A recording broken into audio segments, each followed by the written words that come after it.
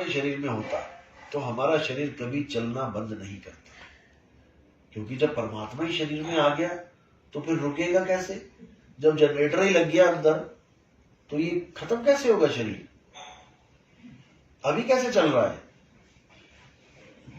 अभी परमात्मा की वजह से चल रहा है ना, तो परमात्मा अंदर है, चल रहा है, तो बंद कैसे हो जाता है फिर? आपको बाहर निकाल दिया जाता है शरीर से। कैसे निकलते हो? 9 दरवाजों से। 9 दरवाजे प्रकट कीते 10वां गुप्तर खाया। 9 दरवाजे ये हैं, 1 2 3 4 5 6 7 8 9। इन 9 दरवाजों में से आपको खींच के निकाला जाता है। तो परमात्मा रह गया अंदर और तुम आ गए बाहर, तो मिलन कैसे हुआ?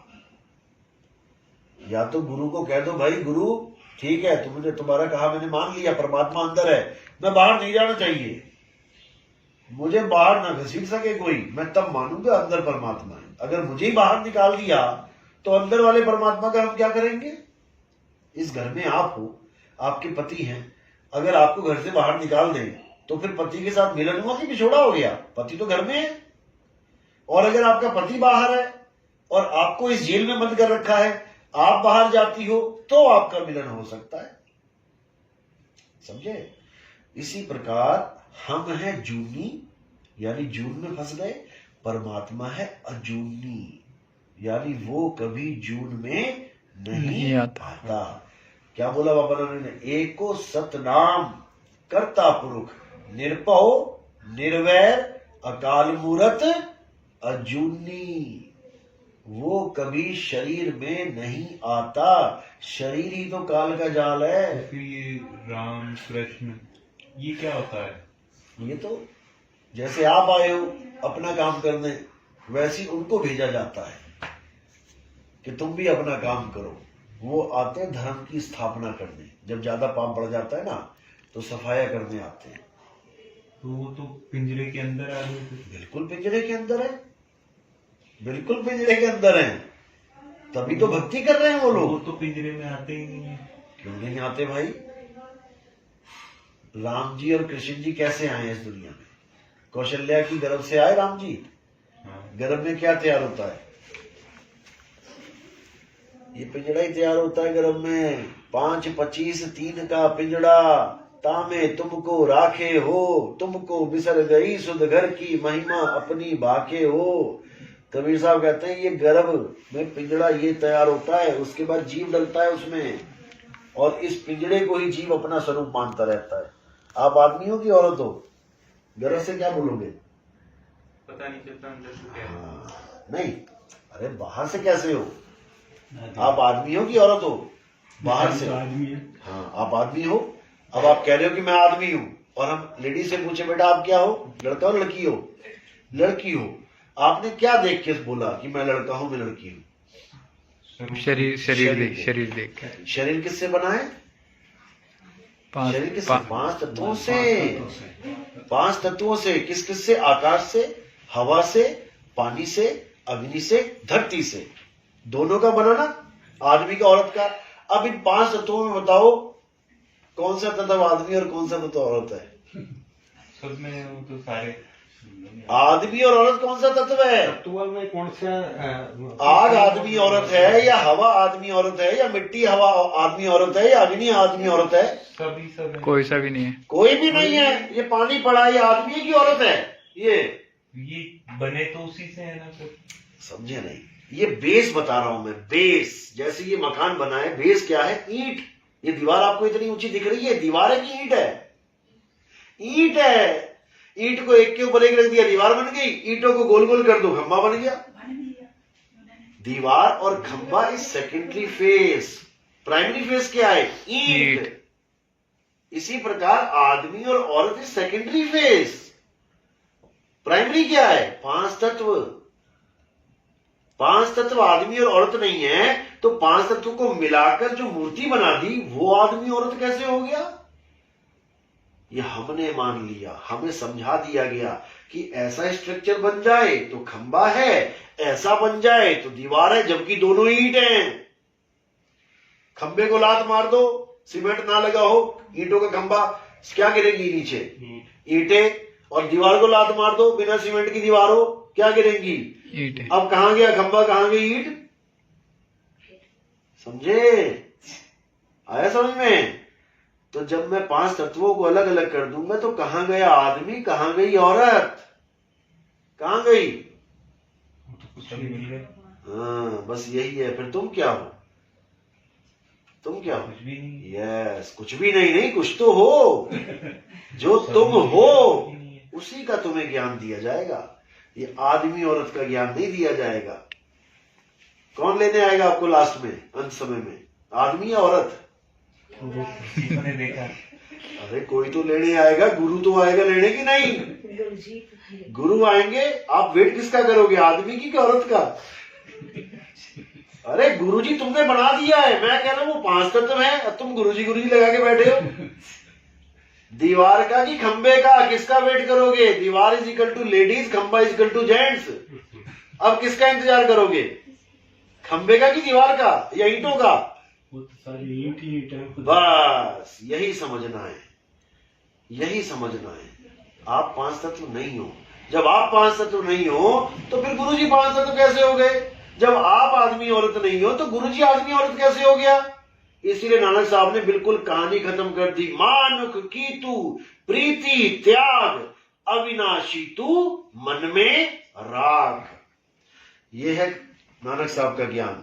मनुष्य की प्रीति खत्म कर दो, मनुष्य को कभी गुरु मत मानना। अगर मनुष्य को गुरु मानोगे तो तुम मनुष्य ही पैदा हो जाओगे।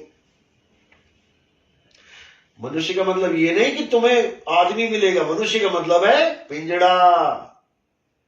5 तत्वों में जाओगे, अगर मनुष्य की आस लगाओगे अंत मता सो गता। तो अब किसकी आस लगानी है? केवल आत्मा की। तुम एक आत्मा हो, तुम इन 5 तत्वों में उलझ गए हो। केवल इन 5 तत्वों को साइड कर दो। जब इन 5 तत्वों को साइड कर दोगे तो तुम ही तुम रह जाओगे। और परमात्मा कहाँ होगा? तेरा साईं तुझ में है, जाग सके तो जाग। ज्यों तिल माही तेल है, ज्यों चकमक में।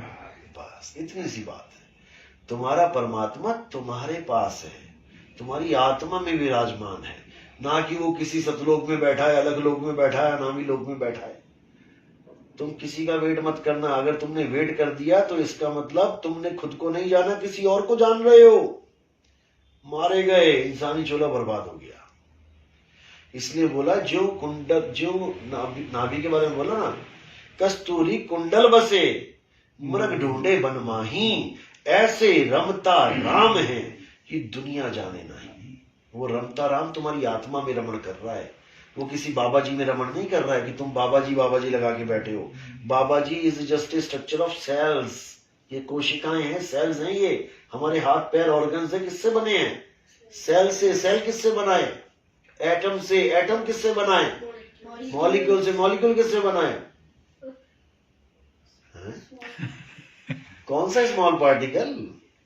इलेक्ट्रॉन, प्रोटॉन, न्यूट्रॉन, क्वार्क, इन चारों से मिलके बनाए।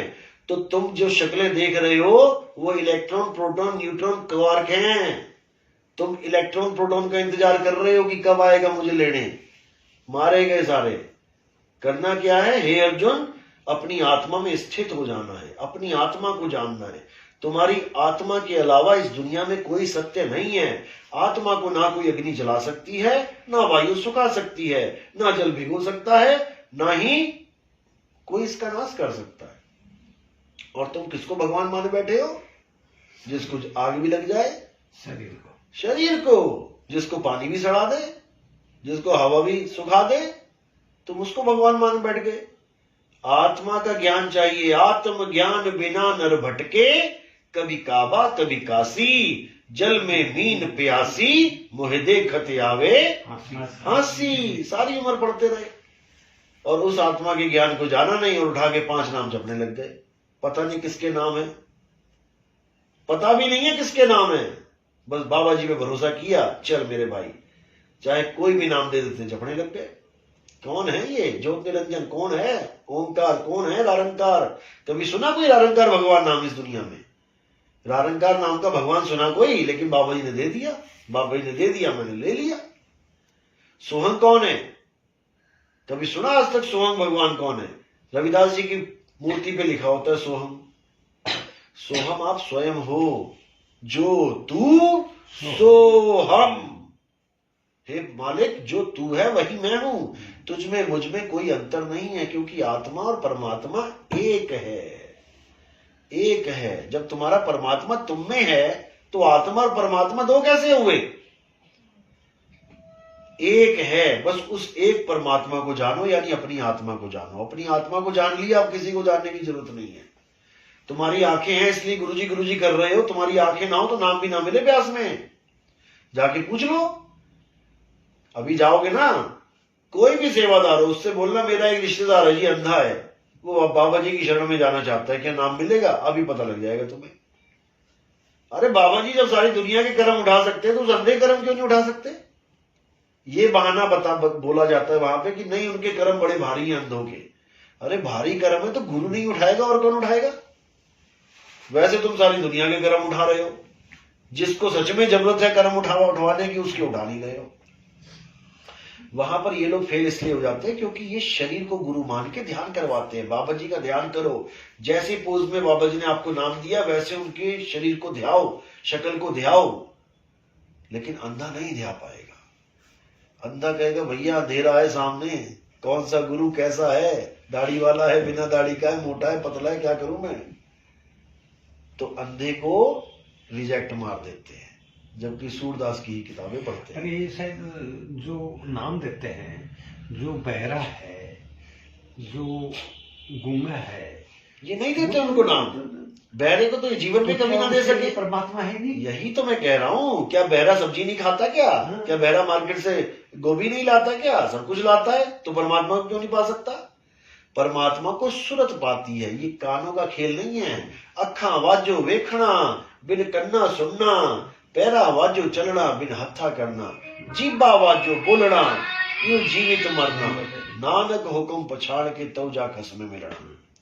नानक साहब कह रहे हैं इन आंखों की जरूरत नहीं है, परमात्मा सूरत के द्वारा दिखाई देता है। इन कानों की जरूरत नहीं है, बिना कानों के उसकी आवाज को सुनाई दिया जाता है। इस मुंह की जरूरत नहीं है, बिना बोले उसका नाम जपा जाता है। इन पैरों की जरूरत नहीं है, बिना कदम उठाए मालिक के घर तक पहुंचा जा सकता है, जब विहंगम चाल मिलती है। अभी इनको एक्चुअली कुछ भी नहीं पता, बस लग गए हैं ये। शुरुआत अच्छी है, देखो शुरुआत अच्छी है, ब्यास कोई बुरा नहीं है। शुरुआत मेरी भी मान के चलो, ब्यास से तो नहीं, मेरे दूसरे गुरु थे ब्यास। जन्म मरण से मुक्ति चाहिए, फिर पूर्ण ज्ञान लो। अगर गुरु बना ही रहे हो, अगर पढ़ ही रहे हो तो पीएचडी करो ना। फिर 5वीं फेल होके रिक्शा चलाओ, फिर क्या फायदा? कहने को साइन कर दोगे, रिक्शा ही चलाओगे, क्या फायदा उसका? पढ़ रहे तो अच्छी तरह पढ़ो, आगे तक जाओ। नहीं तो ठीक है, जो जहां जुड़ा है जुड़ा रहा है, क्या फर्क पड़ता है।